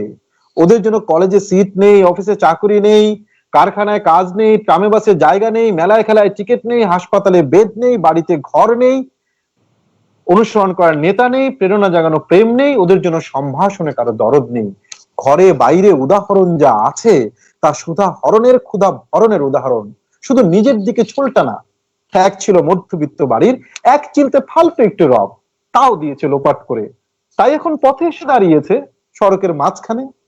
কোত্থেকে আসছে অতীতের স্মৃতি নেই, কোথায় দাঁড়িয়ে আছে বর্তমানের গতি নেই, কোথায় চলেছে নেই সেই ভবিষ্যতের ঠিকানা। সে ছিন ক্ষেত, মণিহীন চোখ, চোখহীন মুখ, একটা স্ফুলিঙ্গহীন ভিজে ভারতের স্তূপ। আমি বললাম, না, আমি ওই পথ দিয়েই যাব, ওখান দিয়ে আমার শর্টকাট। ওদের কাছাকাছি হতেই মুখ বাড়িয়ে জিজ্ঞেস করলাম, এই তোমাদের ট্যাক্সি লাগবে, লিফট চাই? আরে এই তো ট্যাক্সি, লে হালুয়া। সোল্লাসে চেঁচিয়ে উঠলো, সিটি দিয়ে উঠলো, পেয়ে গেছি, চল পাঞ্চে বেল ঘড়িয়া। তিনটে ছোকরা উঠে পড়লো গাড়িতে। বললাম, তোমরা কতদূর যাবে? এই কাছে, ওই যে দেখতে পাচ্ছেন না, সিনেমা না, জলসা না, নয় কোনো ফিল্মি তারকার অভ্যর্থনা। একটা নিরীহ লোক গাড়ি চাপা পড়েছে, চাপা দিয়ে গাড়িটা উধাও। আমাদের দলের কয়েকজন ওই গাড়িটার পেছনে ধাওয়া করেছে। আমরা একটা খালি ট্যাক্সি খুঁজছিলাম। কে সেই লোক? কে চাপা পড়েছে? একটা বেয়ারিশ ভিখিরি, রক্তে মাংসে দলা পাকিয়ে গেছে, রক্তে মাংসে দলা পাকিয়ে গেছে। ওর কেউ নেই, কিছু নেই। শোবার জন্য ফুটপাত আছে, তো মাথার উপরে ছাদ নেই। ভিক্ষার জন্য পাত্র একটা আছে, তো তার মধ্যে প্রকাণ্ড একটা ফুটো। রক্তে মাখামাখি দলা পাকানো সেই ভিখিরিকে ওরা পাজা কুলে করে ট্যাক্সির মধ্যে তুলে নিল। চেঁচিয়ে উঠলো সমস্বরে, আনন্দে ঝঙ্কৃত হয়ে, প্রাণ আছে, প্রাণ আছে। রক্তের দাগ থেকে আমার ভব্যত শালীনতাকে বাঁচাতে গিয়ে আমি নেমে পড়লাম তাড়াতাড়ি। আর সহসাই শহরের সমস্ত কর্কশে, কঠিনে, কংক্রিটে, ইটে, কাঠে, পিচে, পাথরের দেয়ালে দেয়ালে বেজে উঠলো এক দুর্বার উচ্চারণ, এক প্রত্যয়ের তপ্ত শঙ্খধ্বনি। প্রাণ আছে, প্রাণ আছে। প্রাণ থাকলে স্থান আছে, মান আছে, সমস্ত বাধা নিষেধের বাইরেও আছে অস্তিত্বের অধিকার। ফিরে আসতেই দেখি গলির মোড়ে সেই গাছ বিদীর্ণ করে বেরিয়ে পড়েছে হাজার হাজার সোনালী কচি পাতা, মরমরিত হচ্ছে বাতাসে। দেখতে দেখতে গুচ্ছে গুচ্ছে উঠলে উঠেছে ফুল, ঢেলে দিয়েছে বুকের সুগন্ধ। উড়ে এসেছে রং বেরঙের পাখি, ধীরে ধীরে ঘনপত্র পুঞ্জ ফেলেছে দীর্ঘ ছায়া, যেন কোনো শ্যামল আত্মীয়তা। আমি অবিশ্বাস্য চোখে চেয়ে দেখলুম কঠোরের প্রচ্ছন্নে মাধুর্যের কি বিস্তীর্ণ আয়োজন। প্রাণ আছে, প্রাণ আছে। যেন প্রাণী এক আশ্চর্য সম্পদ, এক ক্ষয়হীন আশা, এক মৃত্যুহীন মর্যাদা।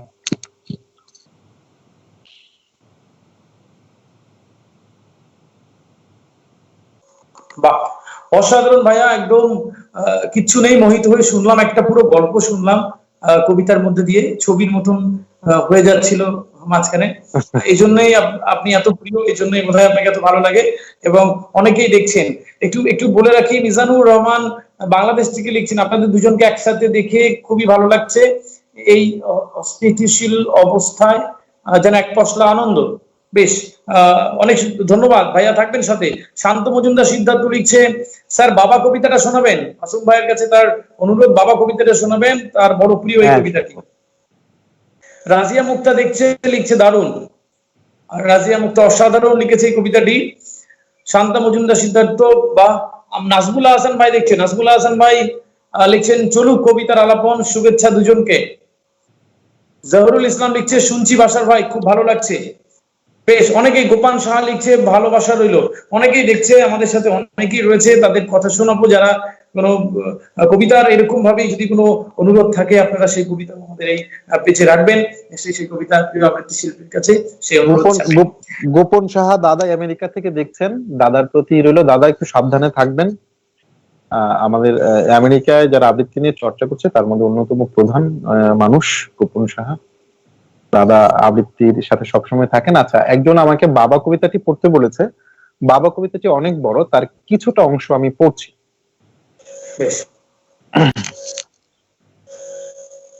মনে পড়ে বাবা, শিশির জমা ঘাসের মধ্য দিয়ে তুমি আমায় নিয়ে গিয়েছিলে আমার প্রথম স্কুলে, শিমুল চাপা বাগানের ধার দিয়ে।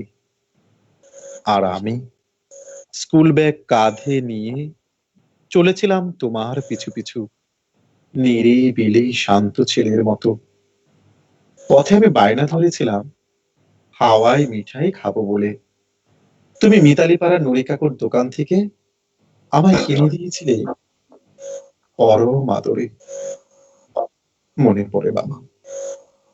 অঝোর ধারায় বৃষ্টি হচ্ছিল সেদিন। তুমি আমার ছোট্ট সবুজ ছাতাটি নিয়ে আমাকে নিয়ে যেতে এসেছিলে খালি পায়ে। তোমার কপালে ছিল বিন্দু বিন্দু ঘাম। তবু তুমি আমাকে আগলে ধরেছিলে বাবা। তুমি তোমার শার্টের কোনা দিয়ে মুছে দিয়েছিলে আমার ভেজা চুল, আর তোমার ওই মায়াবী চোখ রাঙিয়ে ধমকের স্বরে বলেছিলে, আর কখনো বৃষ্টিতে ভিজবি না, বুঝলি? মনে পড়ে বাবা, গ্রীষ্মের আম কাঁঠালের ছুটির সময় উত্তর পাড়ার ছেলেদের সাথে কাবাডি খেলে ঘরে ফিরে আসার সময় আমার পা খানিকটা কেটে গিয়েছিল বাবা। তুমি অস্থির হয়ে সাদা কাপড়ের পট্টি বেঁধে দিয়েছিলে। সেদিন রাতে প্রচন্ড ঘাম জ্বরে আমার গা পুড়ে যাচ্ছিল বলে সীমা ছাড়িয়ে যাচ্ছিল। তোমার অস্থিরতা তোমার চোখের কোণে টলমল করছিল স্নেহ জড়ানো উদ্বিগ্নতার জল। বাবা, সেদিন আমার প্রথম বৃত্তি পরীক্ষার দিন। ঘর থেকে বের হবার সময় আমার হাতে প্রবেশপত্রের কলম ধরিয়ে দিয়ে বলেছিলে, ভালো করে পড়ে উত্তর করিস বাবা। সেদিন তোমার দু চোখে ছিল আমার জন্য আকাশ ছোঁয়া স্বপ্ন। শেষ বৃত্তি পরীক্ষার দিন তুমি আমায় নিয়ে গিয়েছিলে রথযাত্রার মেলায়, অনন্ত গোধূলি বেলায়। তুমি তোমার কষ্টার্জিত টাকা দিয়ে মেলা থেকে আমায় কিনে দিয়েছিলে একটা ছোট্ট সাদা মাটির কবুতর। সেই কবুতর আমি সবসময় বুকে জড়িয়ে রাখতাম বাবা, তোমার উপহার বলে। বাবা, টিউশনের টাকা একটু একটু করে জমিয়ে তোমার হাতে তুলে দিয়ে বলেছিলাম, বাবা, তোমার জন্য একটা নীল ডোরাকাটা শার্ট আর একটা ফিতাওয়ালা জুতা কিনে নিয়ে আসবে। তুমি দুটো শার্ট কিনেছিলে, একটা আমার হাতে ধরিয়ে দিয়ে বলেছিলে, নে ধর, এটা তোর জন্য। জুতো দিয়ে আমার কি হবে, জুতো তো আছেই। সেই নীল ডোরাকাটা শার্ট এখনো তুমি যত্নে তুলে রেখেছো আলমারিতে। ব্যবহার করো না, নষ্ট হয়ে যাবে বলে, ছেলের উপহার বলে বাবা। বিশ্ববিদ্যালয়ের শেষ প্রান্তে স্কলারশিপ নিয়ে দেশের বাইরে যাওয়ার সময় আবেগী তুমি কান্না থামিয়ে রাখতে পারছিলে না বাবা।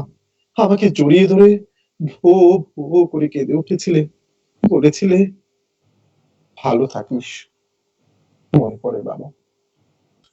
বাবা, সেই তুমি আজ বার্ধক্যের হাল ধরতে। ডায়াবেটিস, কোমরের ব্যথা, উচ্চ রক্তচাপ, কি নেই তোমার বাবা। প্রতিদিন একটি ফোনের জন্য চাতক পাখির মতো বসে থাকো বাবা। একদিন ফোন না দিলে অস্থির হয়ে যাও, শিশু কেঁদে উঠো বাবা। আমার ভীষণ ভয় হয়, আমি কি তোমার মতো হতে পারবো বাবা? বাবা, তোমার ওই আশিসের হাতটি আমার মাথায় বুলিয়ে দেবে, ঠিক আগের মতো। এটা কি বেশ বড়, আমি খানিকটা অংশ পড়লাম।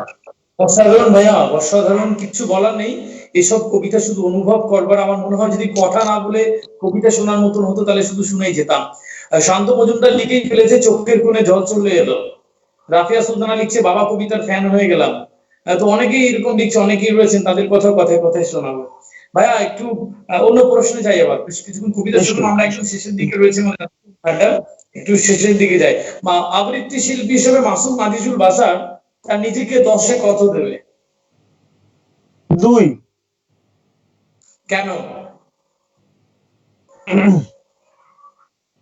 এর চেয়ে বেশি দিতে পারবো না, কারণ হচ্ছে এর চেয়ে বেশি দিলে তো আমি অনেক বড় শিল্পী হয়ে যেতাম, যেহেতু হতে পারি নাই সেহেতু মনে হচ্ছে 2ও একটু বেশি হয়ে গেল। 1.5 দিলে ভালো হতো, 2 দিলে ঠিক আছে আর কি। 2 দিলে ঠিক। আমরা দর্শকরা আপনাকে আরো অনেক বেশি দিই এবং সে বিষয়ে আপনি নিশ্চিতভাবে থাকেন। মৌসুমী হোসেন দেখছে, বলছে, বা খুব সুন্দর, দেখতে থাকুক মোদি। মাসুম ভাই, যে প্রশ্নটা এবার রাখবো যে আপনার সম্পর্কে একটা একটা এটা একটা বলে মানুষ যে মাসুম আজিজুল বাসার একটু নিজের কাজ কাম হয়ে গেলে গুটিয়ে নেয় আর কি, খুব একটা অন্য কাউকে সুযোগ সুযোগ দেয় না। বিষয়ে কি বলবেন? একটা অপবাদ মাসুম আজিজুল বাসার নামে রয়েছে, কি বলবেন? এরকম এরকম নিজের কাজ হয়ে গেলে গুটিয়ে নেই, এটা যদি কেউ অপবাদ দিয়ে থাকে সেটি সে মানে কেন দিচ্ছে আমি জানি না। কারণ আমি গুটিয়ে, আমি যেখানেই গিয়েছি, এই যে আজকে বারাসাতে তো আমি এখনো যাই, গুটিয়ে নেই না। বারাসাতের লোকজন আসছে, আমি বারাসাতে যাচ্ছি, কলকাতার লোকজন আসছে, কলকাতায় আমি যাচ্ছি। বরঞ্চ যাদের সাথে এই কিছুদিন আগে মুর্শিদাবাদ থেকে একটা টিম আসলো, আসাম থেকে টিম আসলো, আমি তো গুটিয়ে নেই না। কিন্তু কখনো কখনো কখনো কখনো কোনো কোনো শিল্পী যদি মনে করেন যে প্রত্যেকটি অনুষ্ঠানেই সে অপরিহার্য বা তাকেই আনতে হবে, এটা হয় কি, আমাদের দর্শকদের আবৃত্তি বিস্তারের ক্ষেত্রে আমি কিন্তু ডিফারেন্ট ডিফারেন্ট টেস্ট দেওয়ার চেষ্টা করি। যেহেতু আমার টিকিট শো হয়, সুতরাং আমার ওইটা মাথায় রাখতে হয়। সেখানে ব্যক্তিগত সম্পর্কটা অনেক সময় কার্যকর হয় না। এখন আমার ধরুন যে এই বছর আমি যাদেরকে ডাকলাম, আগামী বছর হয়তো ডাকা হলো না, সেই জন্য তারা আবার অনেকে মাইন্ড করছে, অনেকে অনেক ধরনের কথা বলছে যে আমাকে ডাকলো না। এটা আমাদের আবৃত্তি শিল্পীদের মধ্যে খুব হয়। যতদিন আমি ডাকছি সম্পর্কটা খুব ভালো, যখনই ডাকছি না তখনই মনে হচ্ছে, এখন হয় কি, আমি হচ্ছে শিল্পী, আমি বিভিন্ন জায়গায় ঘুরে বেড়াই। এখন আমি কখনো বারাসাতে অনেক বেশি কাজ করেছি, কখনো কলকাতায় কাজ করেছি, কখনো মুর্শিদাবাদ, আমি তো ইন্ডিয়ার সবগুলা জায়গায় ঘুরি। শুধু তাই নয়, বাংলাদেশের সবগুলা জেলায়, কখনো কখনো কোনো কোনো জেলায় আমি একটু ফোকাস করি যে আমি এই এই মাসগুলো এখানে কাজ করব। হ্যাঁ, এখন সেটা যদি অন্যরা ভাবে তাহলে মুশকিল। যে সম্পর্ক হয়েছে অত প্রত্যেকটা অনুষ্ঠানে উনি ডাক পাবেন, সেটা নয়, সেটা নয়। আর গুটিয়ে নেই কেন বলছেন, আমি তো সবাইকে সহযোগিতা করি, যে যখন যেখানে ডেকেছে আমি গিয়েছি। আর আমিও চেষ্টা করি সবাইকে রাখার জন্য। যেমন আমার সামনে একটা খুব ভালো পরিকল্পনা ছিল, সেটি হচ্ছে না, বা হলো না। কিন্তু এটি যদি কেউ দিয়ে থাকেন সেটি তার বিষয়। এবং আমি এটাও বলবো যে ইন্ডিয়ার সঙ্গে, ভারতের সঙ্গে বাংলাদেশের যেই যোগসূত্রটা স্থাপিত হয়েছে, আমি যে পরিমাণ তরুণ শিল্পীদেরকে বিভিন্ন জায়গায় অ্যাকোমোডেট করার চেষ্টা করেছে আপনি ভালো করে জানেন। কোন জায়গায় আমাকে 15 মিনিট সময় দিলে আমি বলেছি আমার 15 মিনিট লাগবে না, আমাকে 5 মিনিট দেন। আমার সাথে 3টা ছেলে আসবে, ওদেরকে আর 10 মিনিট দেন। এটার সাক্ষী আদি তুমি নিজে আছো। আমি কিছুদিন আগে কলকাতার যে অনুষ্ঠান হলো, 114 ঘন্টা আবৃত্তি হলো, আমাদের একজন ওর নামটা অনুপ, আয়োজনে আমাকে 20 মিনিট সময় দিয়েছে অনুপ জানা। আমি বলছি নো, আমি 20 মিনিট না, আমি 5 মিনিট কবিতা করবো, বাকি 15 মিনিট আমার 8 থেকে 10টা ছেলে মেয়েরা পড়বে। আমি ওদেরকে নিয়ে গিয়েছি। এগুলো অসংখ্য প্রমাণ আছে। যারা বলছে তারা এরকম প্রমাণ দেখাক না দু একটা, দেখি আমি। আমি তো প্রমাণ সহ বললাম। বেশ ভাইয়া, এটা সমালোচকদের জবাব, সমালোচকরা নিশ্চয়ই কথা বলবেন, কিন্তু কাজ যেটা আমাদের, সেই কাজে ফিরতে হবে। আমাদের কাজ আমাদেরকে প্রমাণ দিক। ভাইয়া, আর একটা অভিযোগ আমরা যারা আবৃত্তি করার চেষ্টা করি, আমাদের বিরুদ্ধে এই কথা ওঠে যে আমরা কিছু আবৃত্তি, সবাই নয়, কিছু আবৃত্তি শিল্পী আমরা কয়েকটা কবিতা মাত্র মুখস্থ করে প্রতিটা মঞ্চে ঘুরে ফিরে সেটাই, মানে নতুন প্রোডাকশন নেই আর কি। এই বিষয়ে কি আপনি সহমত, নাকি মনে করছেন যে যারা বলেন তারা ঠিক বলেন? না, আমি সহমত, সহমত, সহমত। এবং আমি এরকম হয়, আমার ব্যক্তিগত অভিজ্ঞতা বলছে, আমি কিন্তু কাউকে আঘাত করার জন্য বলছি না। আমি অনেক মঞ্চে শুনি কোনটা পড়বা, হ্যাঁ, আমি তখন বলি যে আপনার সাথে মিলবে না, আপনি নিশ্চিন্তে থাকেন। মানে আমার কারোর সাথেই কমন পড়বে না, কারোর সাথেই কমন পড়বে না আমার। সুতরাং মানে এইটা যদি হয়, মানে একজন শিল্পী টেনশনে থাকে যে আচ্ছা ও এটা পড়ে ফেললো, আচ্ছা এখন কি করি, তখন বই ঘাটতে থাকে। আমার মনে হয় এটা শিল্পী হিসাবে, আমি আমার ক্ষেত্রে আমি যেদিন এরকম আটকে যাব, সেদিন মনে করবো যে আমার দৈন্যতা। আমি যদি পরিশ্রম না করি, আমি যদি ওইটুকু ইফিসিয়েন্সি না থাকে, 20 জন আবৃত্তি করছে, আমি তো টেনশনে থাকবো না। আমি মে দিবসের কবিতা পড়বো, কারোর সাথে আমার কমন পড়বে না। আমি মুক্তিযুদ্ধের কবিতা করবো, আমার কোনো টেনশনই নাই, কারণ আমি কারোর সাথে আমার কমন পড়বে না। এই টেনশনে থাকা, এবং যেই কবিতাটি, আমি ইয়াংদের সবসময় বলি, যেই কবিতাটি জয়ন্ত চট্টোপাধ্যায়ের মুখে বিখ্যাত হয়ে গেছে, যেই কবিতাটি ব্রতদীর মুখে বিখ্যাত হয়ে গেছে, যেই কবিতাটি শিমুল মুস্তাফার মুখে বিখ্যাত হয়ে গেছে, মাহিদুল ইসলামের মুখে বিখ্যাত হয়ে গেছে, ওইটি নিয়ে আপনি ট্রাই করবেন কেন? আপনি আরেকটি বিখ্যাত কবিতা দাঁড় করান না, অসুবিধা কি? আমি তোমাকে বলতে চাই, নিজের কথা নিজে বলছি। আমাকে পশ্চিমবঙ্গের দেবাশিস দা একটি কবিতা দিয়ে বলেছিল যে এই কবিতাটি তোকে আমি তুলে দিলাম, এই ট্র্যাকটিও দিলাম, এই কবিতাটি তোর নাম না জানলেও মানুষ তখন এই কবিতাটির নাম জানবে। সেই কবিতাটির নাম নাকারা। তুমি জানো সেই কবিতাটি। তো একটি নতুন কবিতা তো এসছে বাংলাদেশের, ইন্ডিয়াতে হয়তো আগে পড়া হয়েছে, কিন্তু বাংলাদেশের নায়িকার কবিতা অত্যন্ত জনপ্রিয়তা পেয়েছে, সেটা আমি পড়েছি বলে নয়, মানে একজন অভিজ্ঞ লোক আমাকে দিয়ে আমি পড়েছি। এরকম নতুন সেটা নতুন শুরু experiment করেছেন, আসবে। সেটা আপনার কণ্ঠেও যায় এবং আমরা বহু মঞ্চে দেখেছি আপনি খুব সুন্দরভাবে সেটা আবৃত্তিও করেছেন। ভাই আমরা একদম শেষ দিকে রয়েছি এই পর্বে। আপনার কাছে যে প্রশ্নটা আমার এর পরে থাকবে, মাসুম আজিজুল বাসার, আবৃত্তি শিল্পী মাসুম আজিজুল বাসার 5 বছর পরে আবৃত্তি শিল্পী হিসেবে নিজেকে কোথায় দেখতে চায়? সবার উপরে। সবার উপরে। হুম। বেশ, এটাই তো তুমি জানতে চাচ্ছ, এটাই তো জানতে চাচ্ছ। মানে আমি 5 বছর পরে দেখতে চাই পৃথিবীতে সবচেয়ে বিখ্যাত আবৃত্তি শিল্পী আমি। আচ্ছা সেদিকে আপনি এগোচ্ছেন নিশ্চয়ই আর কি।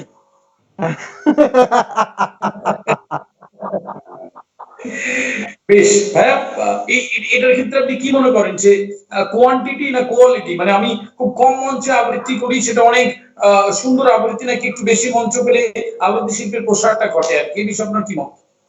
আচ্ছা, এটা এটা নিয়ে আমার কিছু কথা আছে। হ্যাঁ, আমি বলতে চাই যে আম ভালো না কাঁঠাল ভালো, আম ভালো না কাঁঠাল ভালো এইটি নিয়ে আলোচনা হয় না। হ্যাঁ, কারণ এই এই প্রশ্নটা অত্যন্ত সুন্দর। অবশ্যই মানের একটি বিষয় আছে, আমি কম করলাম মান ভালো রাখলাম, ঠিক আছে, আমি এটা মানি।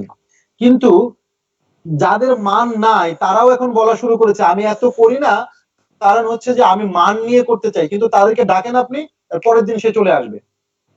আপনি নিজে সংগঠক, আপনি জানেন, এত বড় কথা যিনি বললেন উনি চলে আসবেন। আমার কথা হচ্ছে যে কোয়ান্টিটি যদি বেশি হয় সেখান থেকে মান বেড়ে, আপনি করলেন না, আপনি মানের জন্য বসে থাকলেন, আমার মান হলে করব, মান আমি মান করে নেই তারপরে করব, তাতে প্রোডাক্ট কিচ্ছু হলো না। কোয়ান্টিটি বাড়ুক না, মনে করেন 500 নতুন কবিতা আসলো, পড়ে যাক, 400 কবিতা পড়ে যাক, 490টা কবিতা পড়ে যাক, 10টা আসবে।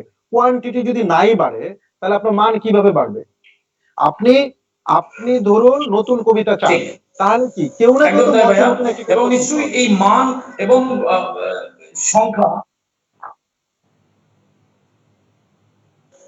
আপনার যদি মান মনে এবং হয় সংখ্যা নিয়ে আমরা থাকি, মানটাও থাকুক। ঠিক, সংখ্যাটাও থাকুক, মানে কোনোটাই হেয় করার ঠিক। দরকার নেই। আমি অনেককে বলতে শুনি ও ও তো ইউটিউবার, ভিউয়ার বেশি, ও নিজের শিল্পী হবে। ঠিক আছে, ও ইউটিউবার হিসাবে ভালো শিল্পী, আপনি মান হিসাবে ভালো শিল্পী। দুইজন দুইটি জায়গায় থাকুন না, একটা চাঁদ একটা তারা, অসুবিধা নাই তো কোনো। আমার ভাইয়া ভাইয়া একদম শেষ পর্বে আমরা, আমার কমেন্টে হ্যাঁ, প্রচুর দেখতে পাচ্ছি আপনার অনেক মানে মহিলা ভক্ত রয়েছে, মানে আমার মনে হয় বাহ। আপনার এই সংখ্যা বেশি আর কি আপনার ক্ষেত্রে, যারা লিখছে অনবরত। তো একদম শেষ পর্যায়ে আপনার পুরুষ ভক্তকে বাদ দিলাম, আপনার মহিলা ভক্তদের জন্য আজকে আপনার কি বার্তা থাকবে একটু শেষ দিকে এসে? ওদেরকে আমার খুব ভালো লাগে, ওদেরকে আমার খুব ভালো লাগে। এবং ওরা যত বেশি শিল্পের সাথে সম্পৃক্ত হবে, আবৃত্তির সঙ্গে সম্পৃক্ত হবে, আবৃত্তি অঙ্গন তত বেশি কালারফুল হবে, তত বেশি কালারফুল হবে। আমি যে অনুষ্ঠানে নারীদের আধিক্য দেখি সেই অনুষ্ঠানে আমার কাছে অনেক বেশি কালারফুল মনে হয়।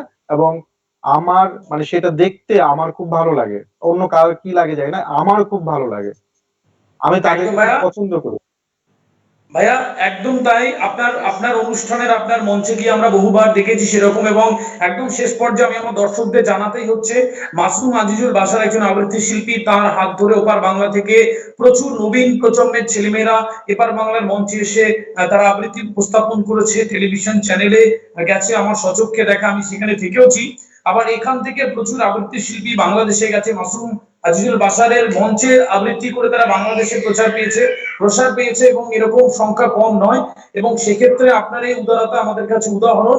আমরা চাই আবৃত্তি শিল্পীরা তাদের সুন্দর আবৃত্তির সাথে সাথে এরকম ভাবে নতুনদের নিয়ে কাজ করার ক্ষমতা দেখার, কাজ করার সাহস দেখার। কারণ কিছু মানুষের কাছে যদি আবৃত্তি শিল্পটা কুকিগত হয়ে থাকে তাহলে আখের শিল্পেরই ক্ষতি। এমনিতেই আমরা স্বীকার করি না করি, আবৃত্তি শিল্পের মাস যে অডিয়েন্স নয় আবৃত্তি শিল্পের জন্য, আবৃত্তি শিল্পের অডিয়েন্সটা একটু কম, কিন্তু এখানে যে অডিয়েন্সটুকু থাকে তারা একদম মূল্যবান অডিয়েন্স, তারা শিক্ষিত অডিয়েন্স এবং অনেক অনেক সুন্দর। তো আমার মনে হয় যে আমরা সবাই যদি আপনার নতুন করে ভাবতে পারি, আগামী আবৃত্তি শিল্প আরো অনেক প্রসার এবং প্রচার ঘটবে, এবং নিশ্চয়ই আমরা সেই দিকে আস্তে আস্তে এগোবো। ভাইয়া একদম শেষ পর্যায়ে রয়েছি, অনেক অনুরোধ রয়েছে, কিন্তু তার মধ্যে আমি আমার নিজেরও পছন্দের, আমার মনে হয় এখানে কয়েকজন লিখেওছে, আমার কোনো অভিযোগ নেই দিয়ে আমি ছোট্ট একদম, আমরা শেষ পর্যায়ে, আমাদের হাতে একদম সময় নেই, আমার কোনো অভিযোগের ছোট্ট প্রথম প্যারাটা একটু শুনে শেষের দিকে যাবো ভাইয়া। আমার কোনো অভিযোগ নেই, আমি লিখতে পারিনি তেমন কোনো প্রেমের ছড়া যা ভয়ঙ্কর ভালোবাসায় ভরা। আজ অবধি গাইতে পারিনি তেমন কোনো গান মন কাড়া। হাসতে পারিনি তেমন করে যা থেকে মুক্ত কুড়িয়ে যায় স্বপ্নের জাল গড়া। অদ্যাবধি কোনো রূপালী চোখ আমার দৃষ্টি কাড়েনি যা দেখে হতে পারি পথহারা। তবু সুতীব্র স্বরূপিনীর মতো বুকে এসে অধরে অধরে ছুঁনি বলে, হে হলুদ গাদার ফুল, আমার কোনো অভিযোগ নেই।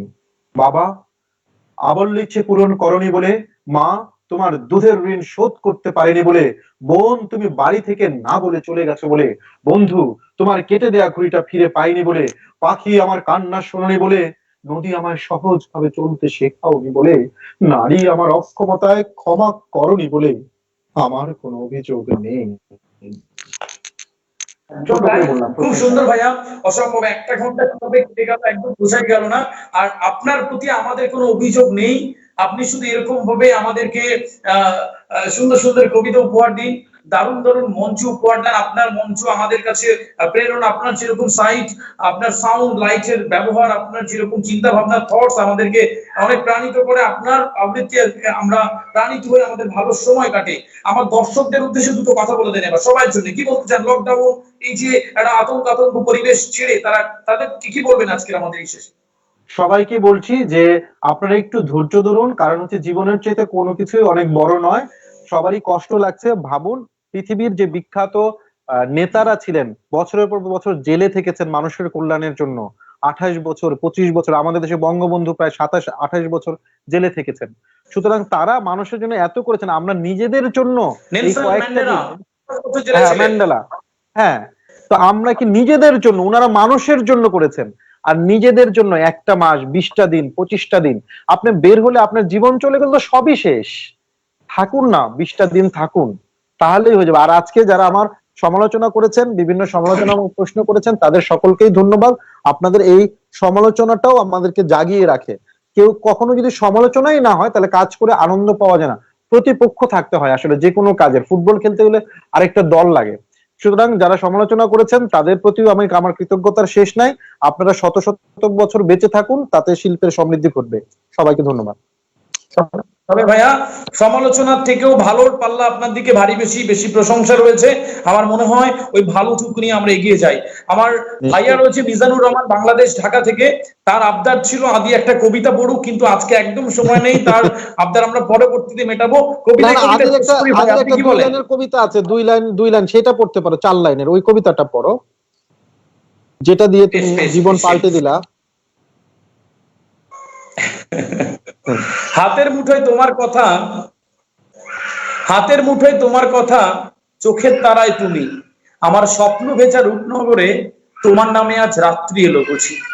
শুভরাত্রি, ভালো থাকবেন সবাই, সুন্দর থাকবেন।